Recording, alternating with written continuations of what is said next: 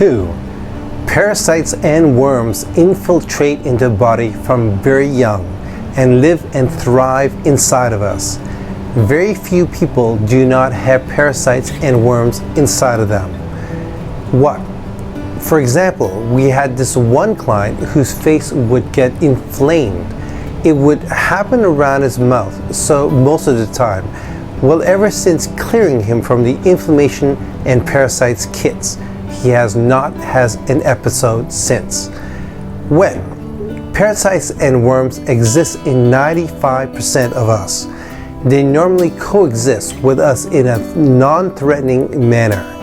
However, if they do come to the surface, they can present problems such as mouth blisters, itchy tummy, rectal itching, teeth grinding, itchy nose, athlete's foot, thrush, bladder infections, jock itch, yeast infections, or crawling sensations under the skin.